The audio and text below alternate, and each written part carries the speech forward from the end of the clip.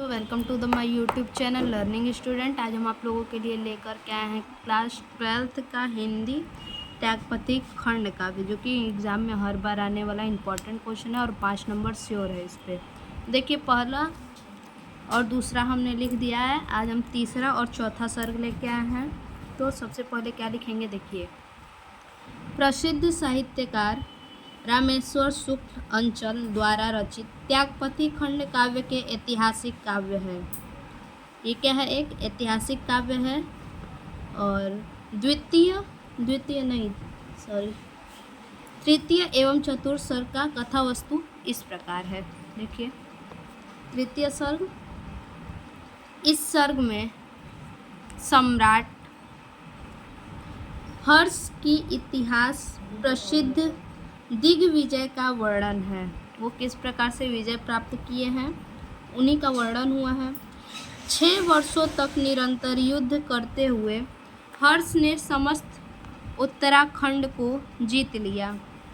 6 वर्षों तक वो युद्ध करते रहे और 6 वर्षों के बाद समस्त उत्तराखंड जो था वो सभी राज्यों को, उत्तराखंड के सभी राज्यों को जीत लिए।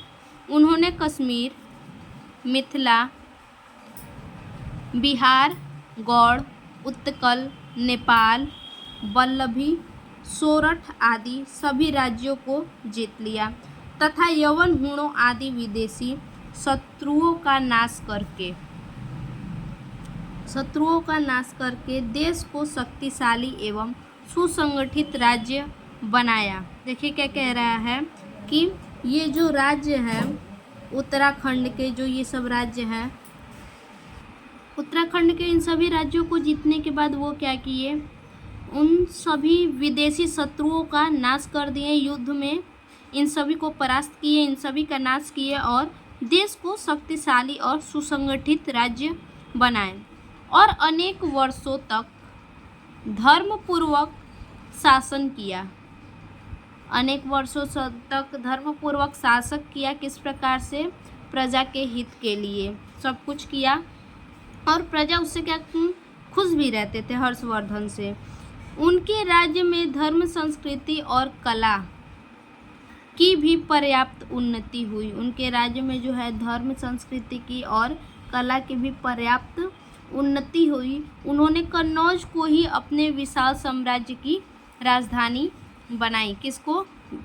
कन्नौज को विशाल साम्राज्य की उन्होंने राजधानी बनाई। देखिए, ये हमारा तीसरा सर्ग है। अब देखते हैं चौथा सर्ग। देखिए, चौथा सर्ग, इस चौथे सर्ग में राज्यश्री हर्ष और आचार्य दिवाकर के वार्तालाप का वर्णन है। राज्यश्री हर्षवर्धन की बहन और आचार्य दिवाकर, इन तीनों का वार्तालाप का वर्णन किया गया है चौथे सर्ग में। यद्यपि राज्यश्री अपने भाई के साथ कन्नौज के राज्य की संयुक्त रूप से शासिका थी। ये राज्यश्री क्या थी? ये शासिका थी अपने राज्य की, परंतु मन में तथागत की उपासिका थी और वह भिक्षुणी बनना चाहती थी, परंतु हर्ष इसके लिए तैयार नहीं थे। राज्यश्री जो हर्षवर्धन की बहन है वो क्या भिक्षुणी बनना चाहती थी, वो खुद का भी आत्मदाह करना चाहती थी। ऐसा क्यों करना चाहती थी वो? क्योंकि उनके पति का देहांत हो चुका था और दूसरी तरफ क्या, माता पिता का भी। तो इन सभी चीज़ों से दुखी होकर वो भिक्षुणी बनना चाहती थी और आत्मदाह वगैरह करना चाहती थी खुद का, परंतु हर्ष इसके लिए तैयार नहीं थे। हर्षवर्धन जो उनके भाई थे, इसके लिए वो तैयार नहीं थे कि उनकी बहन के साथ ऐसा हो। बाद में आचार्य दिवाकर ने राज्यश्री को मानव कल्याण में लगने का उपदेश दिया। क्या कि जो आचार्य दिवाकर थे वो राज्यश्री को क्या उपदेश देते हैं कि वो मानव कल्याण के लिए, मानव हित के लिए क्या कार्य करे। राज्यश्री ने उनके उपदेशों का पालन किया। राज्यश्री तभी से अपने कार्यभार को देखने लगी, उसमें लग गई और वह मानव सेवा में लग गई। तो ये हमारा क्या है, चौथा सर्ग है। चौथा सर्ग में ज़्यादा कुछ नहीं है, तीनों लोग का वार्तालाप हुआ है और इसमें क्या है कि हर्षवर्धन और आचार्य दिवाकर जो हैं तीनों लोग मिल करके समझाते हैं राज्यश्री को कि वो जो है कि भिक्षुणी न बने, आत्मदाह अपना न करें, अच्छे से राज्य की शासिका बने और राज्य को शासन के द्वारा चलाएं और मानव हित के लिए, प्रजा हित के लिए वो कार्य करें। यही बस इसमें चतुर्थ सर्ग में यही इतना कहानी है। तो आज के लिए बस इतना ही।